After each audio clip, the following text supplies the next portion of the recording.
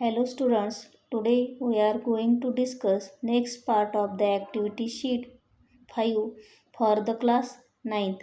The topic of today's discussion are compounds, mixture and their types. म्हणजे आज आपण कृतीपत्रिका 5 मधील संयुगे, मिश्रणे व त्यांचे प्रकार यांचा अभ्यास करणार आहोत. त्यासाठी आपण इयत्ता 8वी मधील 6वे प्रकरणे द्रव्याचे संघटन याचा संदर्भ घेणार आहोत. म्हणजे for the studying of compounds, mixture and their types we will refer the 8th standard 6th chapter composition of matter. सुरुवातीला आपण संयुगे कशाला म्हणतात ते पाहणार आहोत.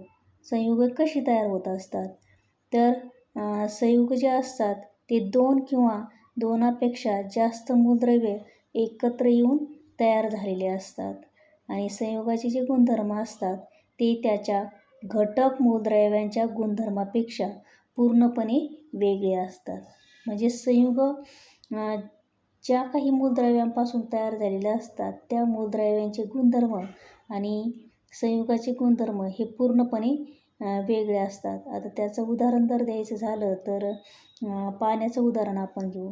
पाणी जे आहे बघा त्याचं रेणुसूत्र H2O आहे आणि ते हायड्रोजन आणि ऑक्सिजन या मूलद्रव्यांपासून तयार झालेलं असतं. म्हणजे हायड्रोजन आणि ऑक्सिजन यांचे गुणधर्म आणि पाण्याचे गुणधर्म जर बघितले तर ते पूर्णपणे वेगळे असतात. मग कंपाऊंड्स कसे तयार होतात तर compounds are form from the 2 or more elements and properties of compounds are different from the constituent elements. म्हणजे आपण आत्ताच बघितलं की कंपाऊंड्स जे असतात ते दोन किंवा दोनापेक्षा जास्त मूलद्रव्यांपासून तयार झालेले असतात आणि कंपाऊंडचे गुणधर्म आणि तो ज्या इलेमेंट्सपासून तयार झालेले असतं त्यांचे गुणधर्म हे पूर्णपणे वेगळे असतात. एक्झाम्पल जर द्यायचं झालं तर वॉटरचं एक्झाम्पल आपण बघू.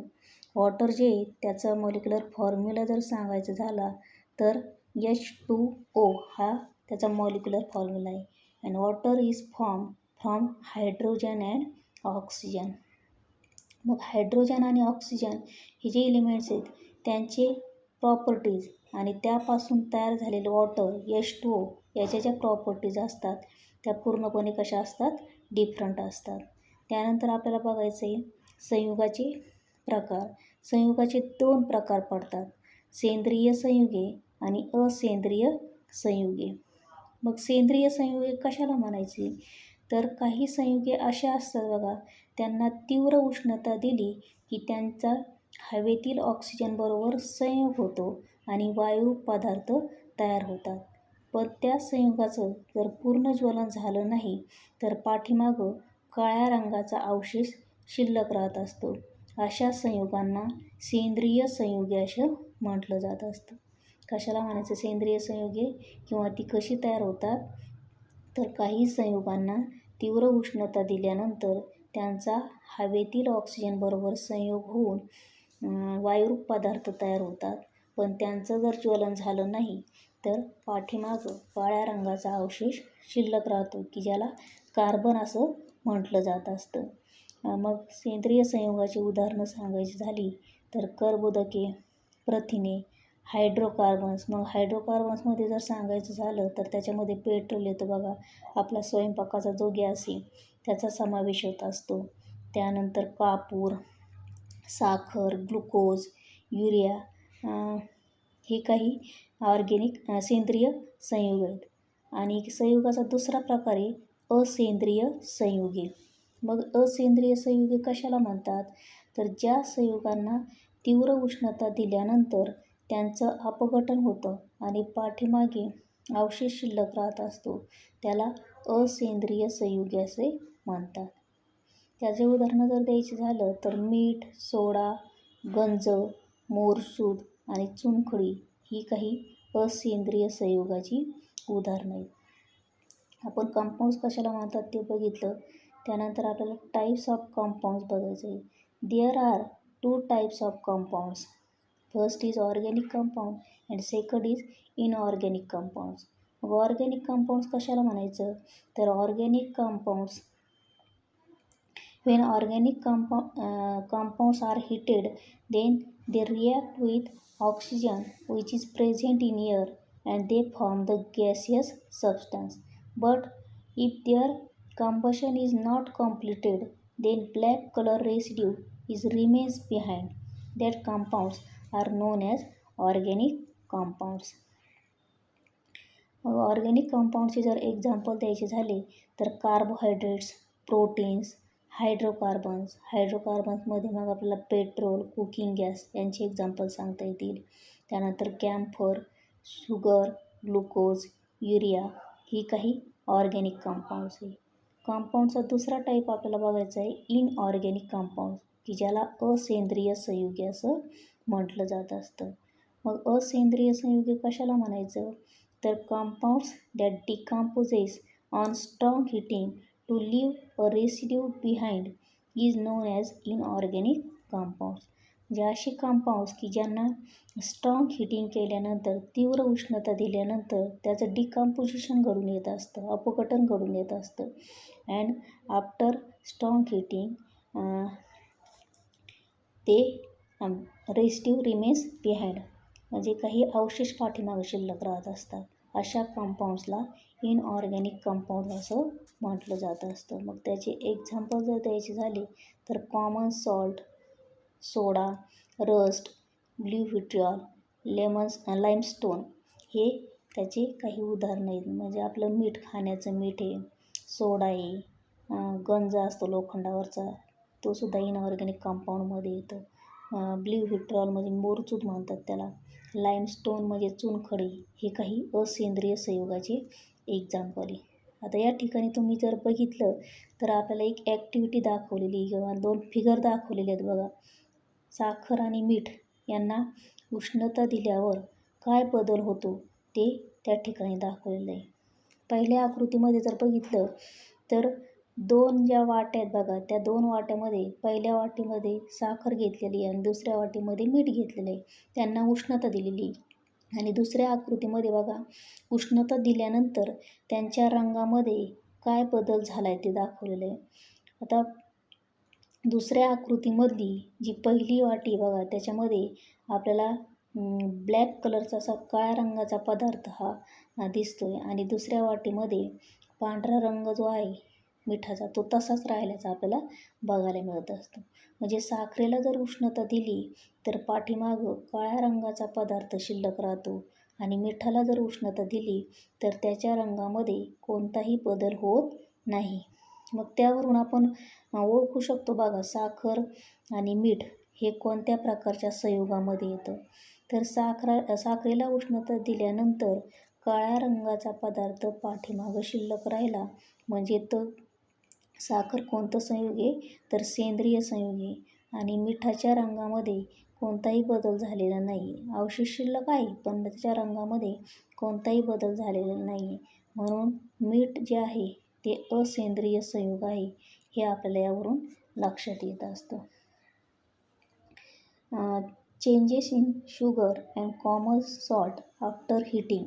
या फिगरमध्ये आपल्याला शुगर आणि कॉमन सॉल्ट यांना हीट केल्यानंतर त्यांच्यामध्ये काय चेंजेस होतात ते दाखवलेले आहे. फर्स्ट फिगरमध्ये 2 डिशेस दाखवलेलं बघा. फर्स्ट डिशमध्ये शुगर घेतलेली आहे आणि सेकंड डिशमध्ये सॉल्ट घेतलेला आहे आणि सेकंड फिगर जी आहे आफ्टर हिटिंग काय त्याच्यामध्ये चेंजेस झाले ते दाखवलेले बघा. सेकंड फिगरमधली पहिली जी डिश आहे बघा त्याच्यामध्ये ब्लॅक कलरचा रेसिड्यू हा आपल्याला दिसतो आहे आणि सेकंड डिशमध्ये व्हाईट कलरचा सबस्टन्स तसाच राहिल्याचा आपल्याला बघायला मिळतो आहे. मग यावरून आपल्याला काय लक्षात येतं तर after heating of a sugar black colour residue remains behind that is why sugar is the organic compound. But in case of the common salt, there is no changes in the color of salt and that is why salt is the inorganic compound. त्यानंतर आपल्याला पुढं बघायचं आहे मिश्रण कशाला म्हणतात ते. तर मिश्रण कसं तयार होतं तर मिश्रणसुद्धा दोन किंवा दोनापेक्षा जास्त घटक पदार्थांपासून तयार होत असतं. आता आपण संयुग बघितलं बघा, संयुगसुद्धा दोन किंवा दोनापेक्षा जास्त मूलद्रव्यांपासून तयार होतं आणि मिश्रणसुद्धा दोन किंवा दोनापेक्षा जास्त घटक मूलद्रव्यांपासून किंवा घटक पदार्थांपासून तयार होत असतं. पण मिश्रणाच्या बाबतीत सांगायचं झालं तर मिश्रण ज्या घटक पदार्थांपासून तयार झालेलं असतं त्या घटक पदार्थांचे गुणधर्म आणि मिश्रणाचे गुणधर्म याच्यामध्ये काही बदल होत नाही. तसंच मिश्रणातील जे घटक पदार्थ असतात ते आपल्याला वेगळेसुद्धा करता येतात. मिश्रण जे असतं त्या मिश्रणाचे परत दोन प्रकार पडतात, समांगी मिश्रण आणि विषमांगी मिश्रण. मग समांगी मिश्रण कशाला म्हणायचं तर मिश्रणाच्या सर्व घटकांची मिळून एकच प्रावस्था तयार होत असेल तर त्याला समांगी मिश्रण असं म्हटलं जात असतं आणि समांगी मिश्रणालाच द्रावण असंही म्हटलं जात असतं.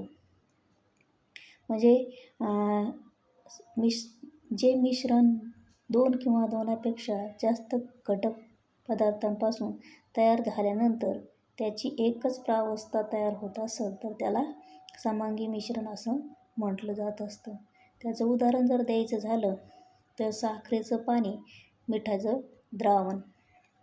म्हणजे साखर जर आपण पाण्यामध्ये टाकली तर त्याच्यापासून एकजिन्सी असं द्रावण तयार होत असतं. मिठाचं सुद्धा तसंच आहे, मीठ जर आपण पाण्यात टाकलं तर त्यापासून एकजिन्सी मिश्रण हे तयार होत असतं आणि ते जे द्रावण आहेत ते समांगी मिश्रणामध्ये येत असतात. विषमांगी मिश्रणाचं जर सांगायचं झालं तर त्याच्यामध्ये आपल्याला दोन किंवा दोनापेक्षा जास्त प्रावस्था या बघायला मिळत असतात.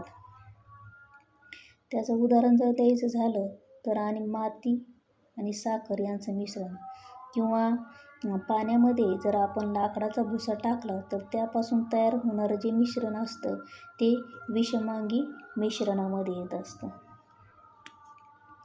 आता हेच जर आपण इंग्लिशमध्ये बघितलं तर मिश्रणाला काय म्हणतात तर मिक्सचर असं म्हटलं जात असतं. मग मिक्सचर कसं तयार होतं तर mixtures are form from 2 or more substances. मिश्रणसुद्धा दोन किंवा दोनापेक्षा जास्त घटक मूलद्रव्यांपासून तयार होत असतं. And properties of the constituent substances and mixtures are same. म्हणजे मिश्रण ज्या घटक पदार्थांपासून तयार झालेले असतात त्याच्या प्रॉपर्टी आणि मिश्रणाच्या प्रॉपर्टी या कशा असतात सेम असतात. And that substances can be separated from mixture. मिश्रणामधून ते जे घटक पदार्थ असतात ते आपण वेगळे करू शकतो. आता समजा याचं उदाहरण जर द्यायचं झालं मिश्रणाचं तर आपण पोह्याचं उदाहरण बघू बघा. पोहे तयार करताना आपण त्याच्यामध्ये कांदा घालतो, शेंगादाणे घालतो, मिरची घालतो आणि पोहे असतात. मग पोहे, शेंगादाणे, कांदा, मिरची याच्यापासून तयार झाले असतात. मिरचीची जी टेस्ट असते बघा तिखट असते ती आणि पोह्यामध्ये घातल्यानंतर त्याची जी टेस्ट आहे ती तशीच राहते, त्याच्यामध्ये काही बदल होत नाही. म्हणजे मिश्रण ज्या घटक मूलद्रव्यांपासून तयार झालेलं असतं त्याचे गुणधर्म आणि मिश्रणाचे गुणधर्म हे कसे असतात सारखेच असतात. Then we will see the types of mixture. There are 2 types of mixture. First is homogeneous mixture and second is heterogeneous mixture. Homogeneous mixture कशाला म्हणायचं तर समांगी मिश्रण. When all the components of mixture form one phase then it is known as homogeneous mixture. म्हणजे सगळे जे घटक पदार्थ आहेत मिश्रणामध्ये त्याची जर एकच प्रावस्था असेल तर त्याला होमोजिनियस मिक्सचर असं म्हटलं जात असतं. त्याचं एक्झाम्पल जर द्यायचं झालं तर sugar solution and salt solution. साखरेचं द्रावण आणि मिठाचं द्रावण. दुसरा प्रकार आहे बघा मिश्रणाचा हेट्रोजिनियस मिक्सचर की ज्याला विषमांगी मिश्रण असं म्हटलं जात असतं.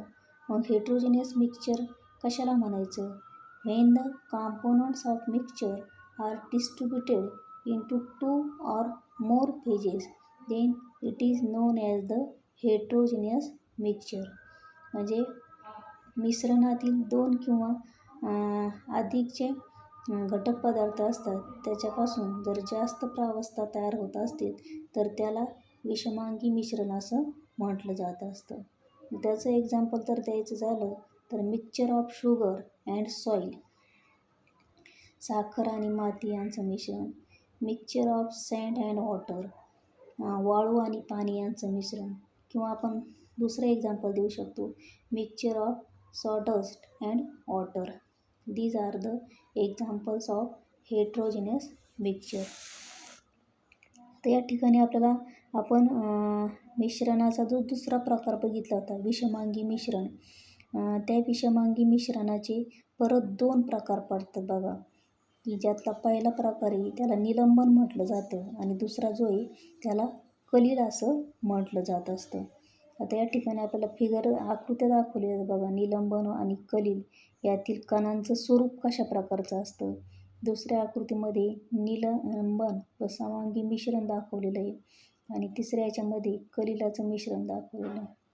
आता हे जे विषमांगी मिश्रण आहे त्यातलं पहिला जो प्रकार आहे निलंबन, त्याच्या बाबतीत जर सांगायचं झालं तर यातील कण जे असतात, निलंबनामधील जे कण असतात ते कण आपल्याला डोळ्याने दिसत असतात. त्यानंतर त्या कणांचा जो आकार असतो तो 10⁻⁴ मीटरपेक्षा सुद्धा कमी असतो. त्यामुळे त्यातून प्रकाशाचे संक्रमण हे होत नाही. मग निलंबनाचं उदाहरण जर द्यायचं झालं तर पाणी व भुसा.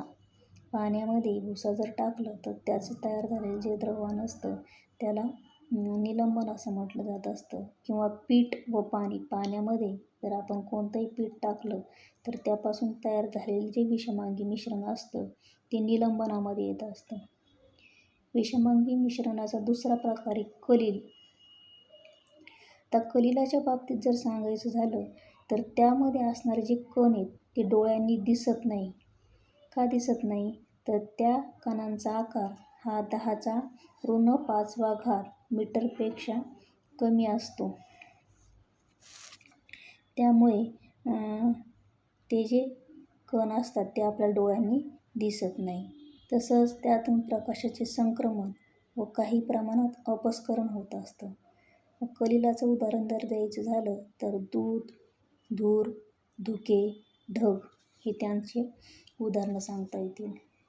मग आपण जे मिक्सचरचे टाईप बघितले, होमोजिनियस मिक्सचर आणि heterogeneous mixture.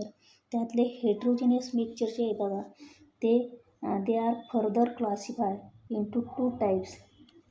First is suspension and second is the collide. Suspension means निलंबन. मग सस्पेन्शन कशाला म्हणायचं किंवा त्यातले जे पार्टिकल्स असतात त्या पार्टिकलच्या काय कॅरेक्टरिस्टिक्स असतात तर particles in suspension can be scene. म्हणजे निलंबनामधील जे कण असतात ते आपण बघू शकतो. कारण का the diameter of solid particles in suspension is larger than 10⁻⁻⁴ metre. म्हणजे निलंबनामधील जे सॉलिड पार्टिकल्स असतात ते 10⁻⁴ मीटरपेक्षा जास्त असतात. Therefore light cannot transmit through it. त्याच्यामधून प्रकाशाचं संक्रमण हे होत नाही. मग सस्पेन्शनचे जर एक्झाम्पल सांगायचे झाले तर mixture of sawdust and water, mixture of water and floor, पीठ आणि पाणी यांचं मिश्रण, पाणी आणि भुसा यांचं मिश्रण हे सस्पेन्शनमध्ये येत असतं.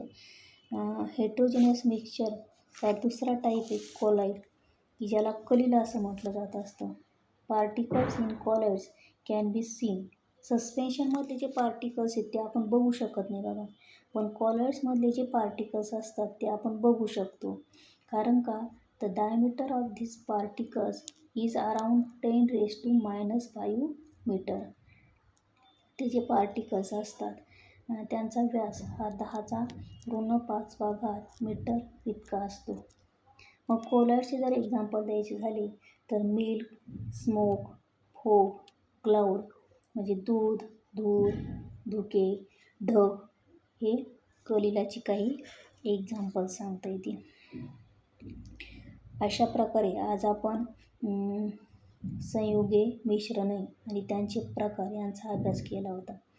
Compounds, mixture and their types study त्यांचा आज आपण केलेला आहे. त्यानंतर खाली आपल्याला सराव दिलेला आहे बघा. या सरावामध्ये काही प्रश्न विचारण्यात आलेले आहे. त्यातला पहिला प्रश्न काय बघा, आपल्या घरामध्ये आढळणाऱ्या विविध मिश्रणांची यादी करा व त्यांचे निलंबन व कलील या प्रकारामध्ये वर्गीकरण करा. म्हणजे काय करायचं आहे, तर list the various mixtures in your house and classify them into suspension and colloid. म्हणजे आपल्या घरात कोणकोणते मिश्रणं असतात आणि त्या मिश्रणांची नावं तुम्ही लिहायची आहेत आणि त्याचं परत क्लासिफिकेशन करायचं आहे कशामध्ये, तर निलंबन आणि कलीलमध्ये. त्यानंतर दुसरा प्रश्न काय विचारला आहे बघा, पुढील प्रमाणे मिश्रण तयार केल्यास समांगी मिश्रण किंवा विषमांगी मिश्रण यापैकी कोणत्या प्रकारची मिश्रणं तयार होतील. म्हणजे या ठिकाणी आपल्याला काही मिक्सचर्स दिलेले आहेत. ते मिक्सचर ज्यावेळेस आपण तयार करतो तर ते तयार केल्यानंतर त्याच्यामध्ये समांगी मिश्रण म्हणजे होमोजिनियस मिक्सचर कोणतं असणार आहे आणि हेट्रोजिनियस मिक्सचर कोणतं असणार आहे ते तुम्ही सांगायचं आहे. आपण बघितलेलं आहे होमोजिनियस मिक्सचर कशाला म्हणायचं आणि हेट्रोजिनियस मिक्सचर कशाला म्हणायचं किंवा त्यांचे एक्झाम्पल्स पण बघितलेले आहेत. आता पहिलं उदाहरण काय दिलेलं आहे, पाणी आणि साखर याचं मिश्रण दिलेलं आहे. मग ते कोणत्या प्रकारामध्ये येतं, तर शुगर सोल्युशन म्हणता येईल त्याला. It is included in homogeneous mixture, समांगी मिश्रणामध्ये येईल बघा. आणि मीठ आणि पाणी म्हणजे सॉल्ट सोल्युशन हे सुद्धा कशामध्ये येईल, it is also included in a homogeneous mixture, समांगी मिश्रणामध्येच येईल बघा ते. आणि तिसरा प्रश्न आहे, खालील आकृतीत दाखवल्याप्रमाणे कापराला 5 मिनिटे उष्णता दिल्यानंतर बाष्पपात्रात अवशेष उरेल काय असं विचारलं आहे आणि कापूर हा संयुगाच्या कोणत्या प्रकारात येईल. आता आपल्याला माहिती आहे आपण ज्यावेळेस देवाची आरती करत असतो बघा, कापूर पेटवल्यानंतर पाठीमागं काही शिल्लक राहतं का ते आपल्याला माहिती आहे. तर ज्यावेळेस आपण कापराला उष्णता देतो त्यावेळेस पाठीमागं काही शिल्लक राहत नाही. मग कापूर जो आहे तो कोणत्या मिश्रणाचा प्रकार येईल विचारलेलं आहे. मग कोणत्या मिश्रणाचा प्रकार येतो ते आपण आत्ताच बघितलं होतं. सस्पेन्शनमध्ये येतं, कोलाइडमध्ये येतं, होमोजिनियस मिक्सचरमध्ये येतं की संयुगाचा प्रकार, कोणत्या संयुगाचा प्रकार येतो, ऑर्गॅनिक की इनऑर्गॅनिक. मग आपण बघितलं कॅम्फर कशामध्ये येतं, तर ऑर्गॅनिक कंपाऊंड्समध्ये येत असतं. त्याला स्ट्रॉंगली हीट केलं तर it combines with oxygen and form gaseous substance. पाठीमागं काही शिल्लक राहत नाही. त्यामुळं camphor is included in organic compounds. म्हणजे कापराला उष्णता दिल्यानंतर पाठीमागं काही शिल्लक राहत नाही, म्हणून कापूर जो आहे तो सेंद्रिय संयुगामध्ये येत असतो. आणि शेवटचा प्रश्न आहे बघा, स्थिर असताना कलील द्रावणाचे कण तळाशी जमा होत नाहीत, पण निलंबनाचे जे कण असतात ते तळाशी जमा होतात. मग ते का जमा होतात असा प्रश्न विचारलेला आहे. म्हणजे सस्पेन्शनचं जे मिक्सचर आहे ते मिक्सचर जर आपण सेटल केलं तर त्याचे जे पार्टिकल्स असतात ते particles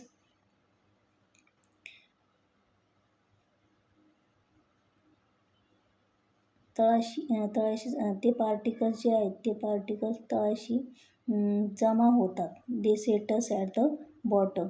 but in case of the colloid the solid particles does not settles at the bottom. Why? असं का होतं असा प्रश्न विचारलेला आहे. मग तुम्ही त्याचं उत्तरं लिहायची आहेत आणि हा जो सराव आहे तो वहीमध्ये लिहून काढायचा आहे बघा. थँक्यू.